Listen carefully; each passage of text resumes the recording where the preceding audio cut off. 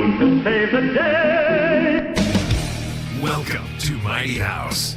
This is a show for people with problems, home improvement problems, that is, and for people who want common sense guidance on how to build green and live a more sustainable lifestyle. Send an email. The Mighty House crew is on the job. This is Mighty House. Hey, we're back, and we have another instant request from a listener, whatever you want to call it. Subscriber. A listener, yeah, or a viewer. Okay. Subscriber. Or a subscriber. Yeah, there you go. That's it. Subscriber. And so we're going to talk about induction cooktops and how they work and go over some of the incentives and stuff like that for purchasing one if you're going to put in a new cooktop.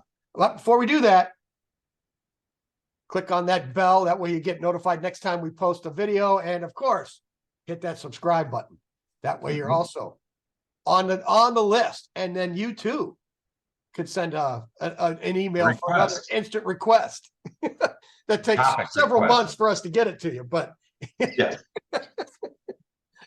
But we'll get it to you. Okay, so induction stoves. Where should we? Let me do the share on the screen here, and go to screen one and hit share. Okay, what do we got? So first thing is, how does an induction cooktop work? So it works on a magnetic field. So what you've got there in the picture is the induction coils, and I'm not a motor guy, whatever. Well, I'm a motor guy, but not an electric motor. It seems to me that that's the field coil that you'd have an armature through the middle to make a motor. But so what you're doing is creating an electrical field, and then there's nothing on it to excite. So it sits there kind of stagnant, right? You can power it up and nothing's going to happen. So this is the beautiful thing about the induction cooktop. Unless you put something on top of it that can get excited, you know, being a ferrous metal and, you know, iron or whatever, it's just going to sit there. The glass on top will not get hot. Correct. And you can put your hand on it. It'll be fine. So that's what makes it work. That's the induction coil right there. Right. So it's an electromagnetic energy field that then excites not the cells, but the molecules in the other thing in the cooking pot. Yes, you could tell I really did a ton of research on this. So once you get that excited, it gets going, and it's cool because I mean, literally, you can boil water in like 30 seconds. It gets, and it works really well. It's very efficient, easy to clean. You know, if you have a gas cooktop, you have all those grills, or if you have an electric, the older style electric cooktop, you know, you got to take it all apart to clean it and stuff. With an induction cooktop, it's a nice clean surface, and it works great. I've actually got one at my daughter's place, and she loves it. She didn't want to deal with it because she was worried that, you know, gas was better, but for bringing things to a simmer and doing that kind of stuff, it's actually works really well. She was real happy with it. So it's interesting. Yeah. It's good. Okay. So what types of induction ranges are there? So realistically, it's not that there's many types, it's just styles, I guess would be the way to put it.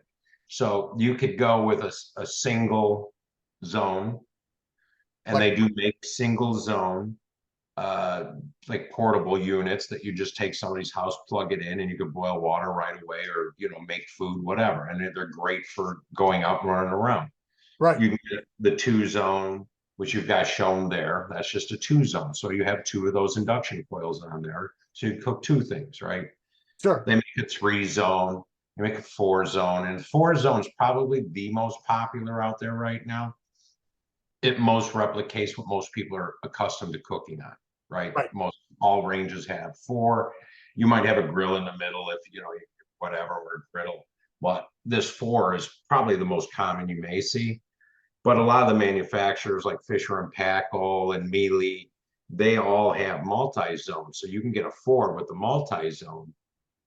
And those will actually have 5, maybe 6 coils in them. And the coils are not always round. They do make rectangular shaped coils.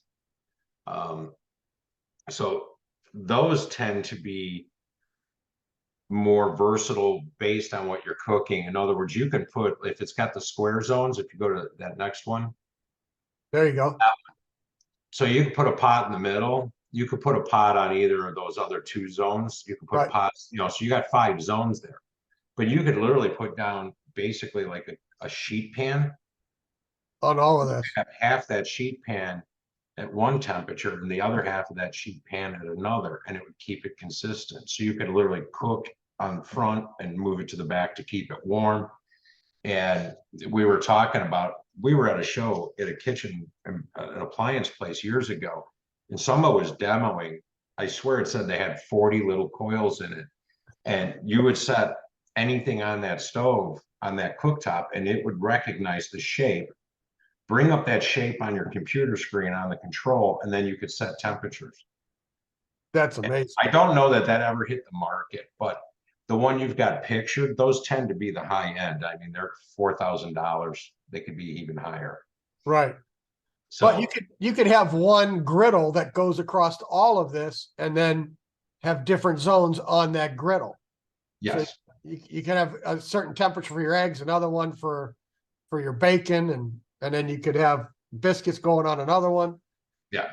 I mean, that's the beautiful thing that makes the induction flexible, is that it's only going to heat up or excite the area it's sitting on. Yes. So there's some pros and cons.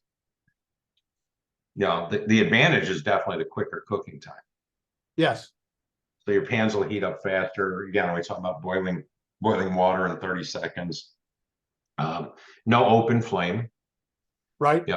No hot coils to touch. If you take a pot off of an induction cooktop and move it over, you can put your hand right on the glass top. Right. It's not going to be hot.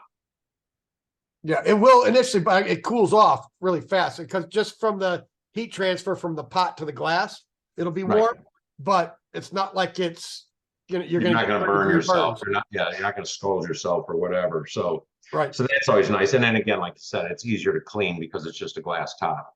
I mean, you buy the glass cooktop cleaner and you just scrub it down and it's all good to go. Right. So controlling the different areas is a lot easier. I know with electric, I never liked my electric range because it just never seemed like I could hold a consistent temperature. So I went back to gas, but I do like the induction. Yeah, and these do a great job of controlling the temperature. You can really set it and leave it there and it'll hold really well. Yeah. And then I think the other big thing that people should start looking at is they're a lot more efficient. Yes. So like your toaster oven, your toaster, an electric range, anything electric coil uses 100% of the energy. It doesn't waste a lot of energy, but there's still loss. So on an electric range, you might only get 80% of your electric. On a gas range, you're only getting about 35%, 40% of the energy coming out is being transferred to your pot and pan. The rest is just converted to straight heat going up the sides of the pans. Yeah, and heating the room. Yeah, but then an induction cooktop gets about 90%, up to 90% of the energy is actually used for the cooking. So that's pretty cool. Put that little graph at. That little graph's got. You want the graph up? Yeah. This one here? Yeah, that one there. Okay. Oh yeah, look at that. Right there it is. Yeah. Yeah. So what's kind of cool with that one is when you do that, you can see on the bottom left there, cost for heating, gas is the least expensive for heating. Right. Induction's a little more. Halogen's outrageous. I don't know. I've never really seen a halogen range. That might be European. But then the radiant, which is also kind of almost like your induction, right? But when you look at then the power consumption, the induction is the lowest of them all, and gas is the highest. So if you're only getting 35% out of your gas, even though the gas is cheaper, if you're using twice as much, then now your cost could be the same, right? Right. So, but I mean, places like California where they've already banned gas, all new homes, no new homes can have gas appliances. So you're going to be forced into something either electric or induction. Right. And, people that had the gas had it because of how well it heats and how you can maintain that heat. And I think that's where the induction stove has really competed really well with the gas. So you used to lose something going to electric, and I don't think you have that loss anymore. Not so much, but I do, like me personally, I do a lot of cooking and I still prefer gas, but and that's over electric. Yeah. I've never spent a deal of time cooking on induction, so no. But I know when I go to make bananas Foster, I have to get a lighter to light it then, because now I just tip the pan in the gas and the brandy goes. So, but that's something else. All right. So what are the disadvantages of it? Right. Well, it's funny. You look around online and they tell you that it's the cost of them is one of the disadvantages, but they've come down in price quite a bit. Right. I mean, I've seen 4 zones as cheap as $500. Right. They're competitive with the gas. Right. Yeah. That's the same thing you're going to pay, right? If not more for gas. But then the other downside might be you need to get special equipment. It's not really special equipment. You need to get new pots and pans, possibly. Right. Again, they've got to have a hard metal surface built into the base.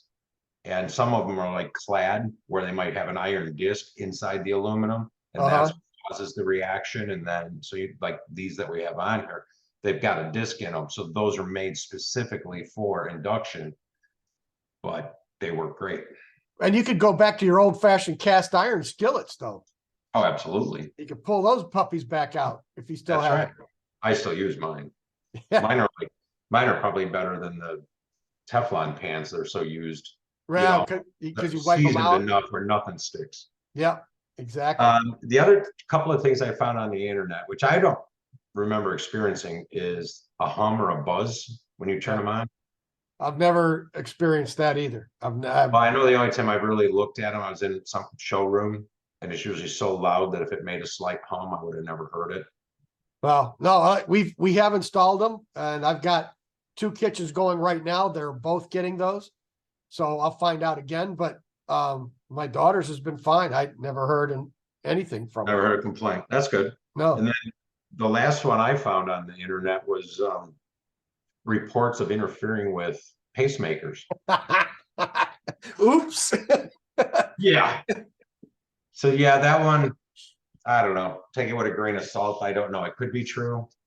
But well, if you have the electromagnetic field, and you were leaning over, you got close enough to the stove, I could see where that might do something. Well, yes, that would make sense, but you'd be leaning over to taste the gravy. Yeah, so that's the other option is to take the gravy off the stove and sip it. So right. Yeah, I don't know. I just thought that was kind of an odd one, but I agree. Figure we just talk about it. Put it out there. This is more your forte, power requirements, because that's what sort of led to this. Was an email from a subscriber whose wife is trying to select one. Right. But while she's trying to select, he's trying to run wire. Correct. So he's trying to be proactive, not reactive. So he reached out to you as to what wire size he may need. So I found small portable, and a lot of the 1 and 2 zone induction cooktops only required a 15 amp circuit. Yeah. Which we'd probably run 20 amp breakers anyway, right? So we'd probably put 12 gauge wire in there and call it good. Yep. Agreed. But that one we showed with the 5 zones, that one requires 45 amp breaker. Well, that's more than my air conditioner. Yeah. So the 2 kitchens I've got going right now, one's taking a 40, the other one takes a 50. So I have 50. That's a pretty good size induction cooktop.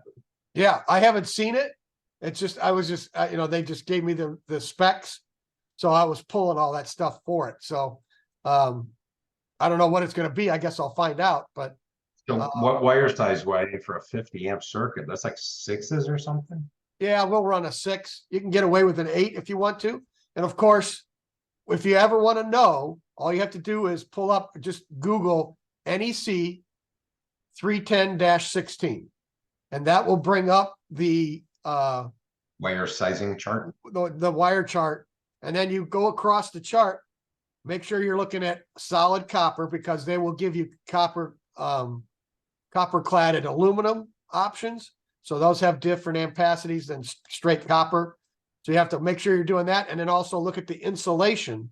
There's different columns for the insulation that's on the wire. And most of the wire you buy today is THHN. So you go to the THHN column and you can scan down through there, and then you'll be able to see what's wire size can carry certain ampacities. The other side of that is they also derate your number 10, your 12, 14s are all derated. So even though a 10 can handle 40 amps, it's only rated for 30. And even though a 12 can handle 30, it's only rated for 20. And then a 14 can handle 20, but it's rated for 15.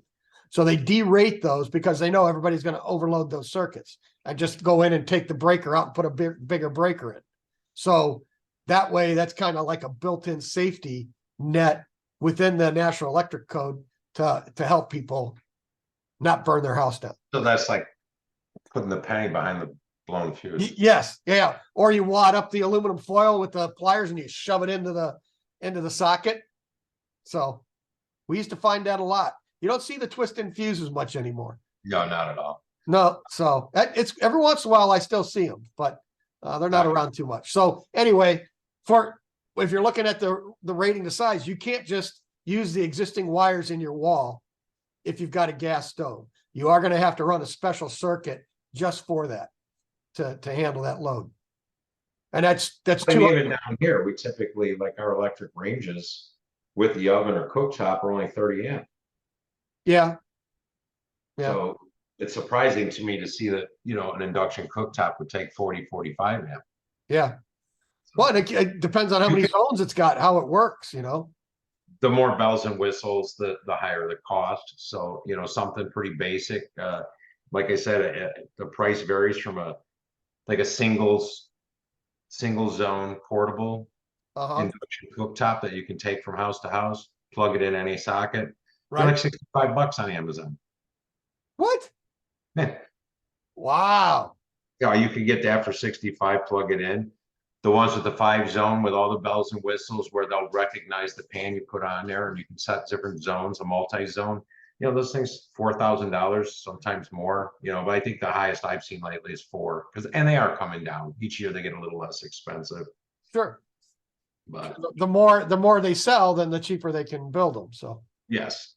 And then, and you brought up that they are actually qualified for the energy tax credit. Correct.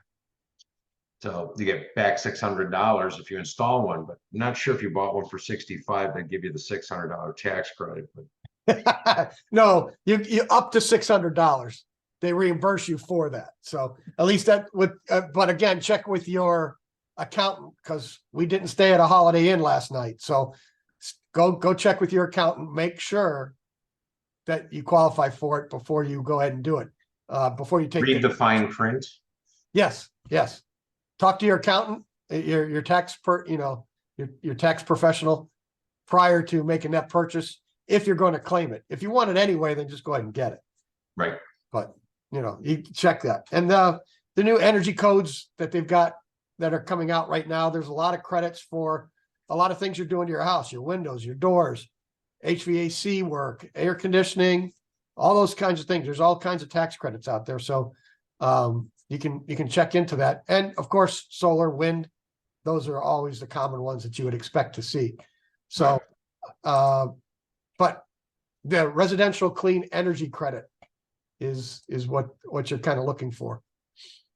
So Inflation Reduction Act of 2022, that's the big bill. And then within there, you've got all these other ones. So nice. I'd say with that, we pretty much covered it. Again, if you've got a question, feel free to drop it. We'll do another instant request like this. It'll take a few months for you to get your reply back, but we call it an instant request.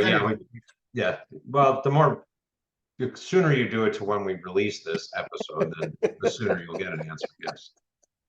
That's exactly it. So, all right, make sure you dingle on that bell, subscribe, and we'll have fun. We'll answer some more questions for you, and we'll have some more topics very soon. So with that, I'll say keep it square and level.